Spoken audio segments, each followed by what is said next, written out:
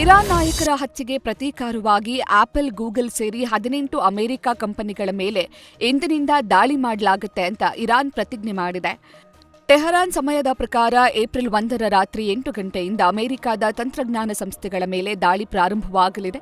ಈ ಸಂಸ್ಥೆಗಳ ಉದ್ಯೋಗಿಗಳು ತಮ್ಮ ಜೀವ ಉಳಿಸಿಕೊಳ್ಳಲು ತಮ್ಮ ಕೆಲಸದ ಸ್ಥಳಗಳನ್ನು ತಕ್ಷಣವೇ ತೊರೆಯುವಂತೆ ನಾವು ಸಲಹೆ ನೀಡುತ್ತೇವೆ ಎಂದು ಐಆರ್ಜಿಸಿ ಪ್ರಕಟಣೆಯಲ್ಲಿ ತಿಳಿಸಿದೆ ಹಾಗೂ 16 ಕಂಪನಿಗಳ ಹೆಸರುಗಳನ್ನು ಪಟ್ಟಿ ಮಾಡಿದೆ. ದಾವಣಗೆರೆ ದಕ್ಷಿಣ ವಿಧಾನಸಭಾ ಕ್ಷೇತ್ರದಲ್ಲಿ ಕಾಂಗ್ರೆಸ್ ವಿರುದ್ಧ ಬಂಡಾಯದ ತೊಡೆತಟ್ಟಿದ್ದ ಸಾದಿಕ್ ಪೈಲ್ವಾನ್ ಮನೆಗೆ ಡಿಸಿಎಂ ಡಿಕೆ ಶಿವಕುಮಾರ್ ಭೇಟಿ ನೀಡಿದ್ರು. ಈ ವೇಳೆ ಕಾಂಗ್ರೆಸ್ ಅಭ್ಯರ್ಥಿಯನ್ನ ನೀವೇ ಗೆಲ್ಲಿಸಬೇಕು, ಕಾಂಗ್ರೆಸ್ ಅಭ್ಯರ್ಥಿ ಪರ ಪ್ರಚಾರಕ್ಕೆ ಬನ್ನಿ ಅಂತ ಡಿಕೆಶಿ ಸಾದಿಕ್ ಪೈಲ್ವಾನ್ರನ್ನ ಆಹ್ವಾನಿಸಿದ್ದಾರೆ. ಇನ್ನು ಮನೆಗಾಗಮಿಸಿದ ಡಿಕೆಶಿಯನ್ನ ಸಾದಿಕ್ ಪೈಲ್ವಾನ್ ಸನ್ಮಾನಿಸಿದ್ದಾರೆ. ಬಳಿಕ ಸಾದಿಕ್ ಪೈಲ್ವಾನ್ ಬೆಂಬಲಿಗರು ಮುಂದಿನ ಮುಖ್ಯಮಂತ್ರಿ ಡಿಕೆ ಶಿವಕುಮಾರ್ ಅಂತ ಜೈಕಾರ ಮೊಳಗಿಸಿದ್ರು. ದಾವಣಗೆರೆಯಲ್ಲಿ ಸಿಎಂ ಸಿದ್ದರಾಮಯ್ಯ ವಿರುದ್ಧ ಮಾಜಿ ಸಿಎಂ ಬಿಎಸ್ ಯಡಿಯೂರಪ್ಪ ವಾಗ್ದಾಳಿ ನಡೆಸಿದ್ದಾರೆ. ಭ್ರಷ್ಟಾಚಾರ ಮಾಡಿ ತುಘಲಕ್ ದರ್ಬಾರನ್ನ ಈ ಸರ್ಕಾರ ಮಾಡ್ತಾ ಇದೆ. ಈ ರಾಜ್ಯ ಕಂಡಂತಹ ಅತಿ ಭ್ರಷ್ಟ ಸರ್ಕಾರಕ್ಕೆ ದಾವಣಗೆರೆ ಮತ್ತು ಬಾಗಲಕೋಟೆಯಲ್ಲಿ ಜನರು ತಕ್ಕ ಪಾಠವನ್ನ ಕಲಿಸುವ ವಿಶ್ವಾಸವಿದೆ. ದಲಿತ ಸಮುದಾಯಕ್ಕೆ ಕಾಂಗ್ರೆಸ್ ಸರ್ಕಾರ ದೊಡ್ಡ ಅನ್ಯಾಯ ಮಾಡಿದೆ. ನಂಬಿಕೆ ದ್ರೋಹಕ್ಕೆ ಮತ್ತೊಂದು ಹೆಸರೇ ಸಿದ್ದರಾಮಯ್ಯ ಅಂತ ಯಡಿಯೂರಪ್ಪ ಕುಟುಕಿದ್ದಾರೆ. ಇನ್ನು ಸಿದ್ದರಾಮಯ್ಯ ಸಿಎಂ ಆದ್ಮೇಲೆ ಟ್ಯಾಕ್ಸ್ ಟೆರರಿಸಂ ಶುರುವಾಗಿದೆ ಅಂತ ಮಾಜಿ ಸಿಎಂ ಬಸವರಾಜ ಬೊಮ್ಮಾಯಿ ಗುಡುಗಿದ್ರು.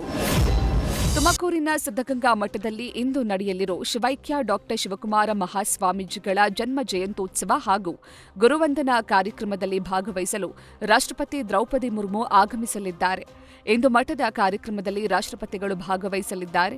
ಬೆಳಗ್ಗೆ 10:40ಕ್ಕೆ ತುಮಕೂರು ವಿವಿಯ ಹೆಲಿಪ್ಯಾಡ್ಗೆ ಬಂದಿಳಿಯಲಿರುವ ರಾಷ್ಟ್ರಪತಿಗಳು ಜಿಲ್ಲಾ ಉಸ್ತುವಾರಿ ಸಚಿವ ಪರಮೇಶ್ವರ್, ಕೇಂದ್ರ ಸಚಿವ ವಿ ಸೋಮಣ್ಣ ಹಾಗೂ ಜಿಲ್ಲಾಡಳಿತ ಬರಮಾಡಿಕೊಳ್ಳಲಿದೆ. ಬಳಿಕ ರಾಷ್ಟ್ರಪತಿಗಳು ಸಿದ್ಧಗಂಗಾ ಮಠದ ಶ್ರೀಗಳ ಗದ್ದುಗೆ ದರ್ಶನ ಪಡೆದು ಪೂಜೆ ಸಲ್ಲಿಸಿ ನಮಿಸಲಿದ್ದಾರೆ.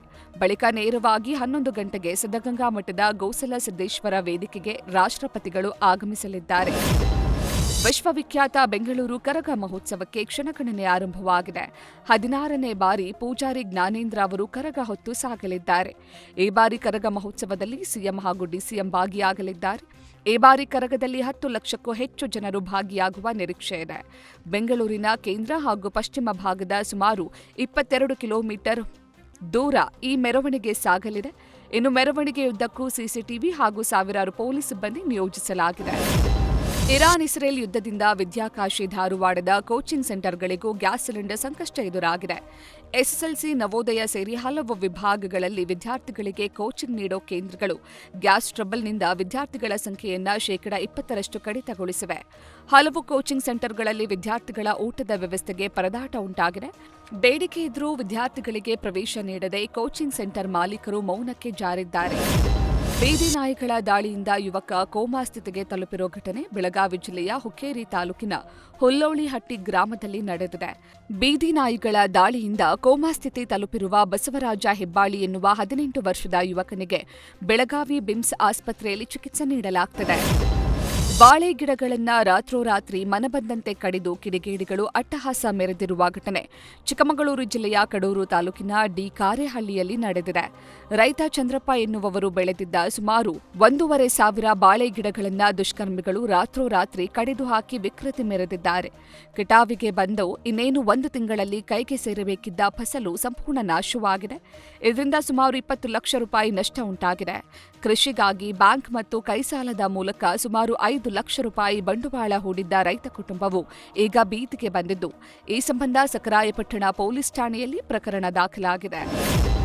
ಕೆಲಸದಿಂದ ತೆಗೆದುಹಾಕಿದ್ದಕ್ಕೆ ಮ್ಯಾನೇಜರನ್ನೇ ಕೊಲೆ ಮಾಡಿರೋ ಘಟನೆ ಬೆಂಗಳೂರಿನಲ್ಲಿ ನಡೆದಿದೆ. ಉತ್ತರ ಪ್ರದೇಶ ಮೂಲದ 38 ವರ್ಷದ ರಾಹುಲ್ ಎಂಬಾತರನ್ನ ಯಾದಗಿರಿ ಮೂಲದ ಹನುಮಂತಪ್ಪ ಎಂಬಾತ ಹತ್ಯೆ ಮಾಡಿದ್ದಾನೆ. ತಿಗಳರ ಪಾಳ್ಯದ ಪವರ್ ಪ್ಲಾಸ್ಟಿಕ್ ಫ್ಯಾಕ್ಟರಿಯಲ್ಲಿ ವೆಲ್ಡಿಂಗ್ ಕೆಲಸ ಮಾಡುತ್ತಿದ್ದ ಆರೋಪಿ ಹನುಮಂತಪ್ಪ ಪದೇ ಪದೇ ಕೆಲಸಕ್ಕೆ ಗೈರು ಹಾಜರಾಗ್ತಿದ್ದ. ಇದೇ ಕಾರಣಕ್ಕೆ ಮ್ಯಾನೇಜರ್ ರಾಹುಲ್ ಹನುಮಂತಪ್ಪನನ್ನ ಕೆಲಸದಿಂದ ತೆಗೆದಿದ್ದ.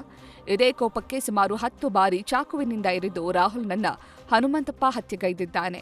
ರಾಜಗೋಪಾಲನಗರ ಪೊಲೀಸರು ಆರೋಪಿ ಹನುಮಂತಪ್ಪನನ್ನ ವಶಕ್ಕೆ ಪಡೆದಿದ್ದಾರೆ.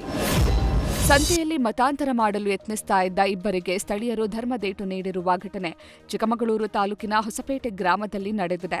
ಹೊಸಪೇಟೆ ಗ್ರಾಮದಲ್ಲಿ ಸಂತೆ ನಡೀತಾ ಇದ್ದ ವೇಳೆ ಕಾರಿನಲ್ಲಿ ಬಂದಿದ್ದ ಶಿವಮೊಗ್ಗ ಜಿಲ್ಲೆ ಭದ್ರಾವತಿ ತಾಲೂಕು ಮೂಲದ ಇಬ್ಬರು ಮತಾಂತರದ ಪುಸ್ತಕವನ್ನ ಕೊಟ್ಟು ಮತಾಂತರಕ್ಕೆ ಪ್ರೇರೇಪಿಸ್ತಾ ಇದ್ರು.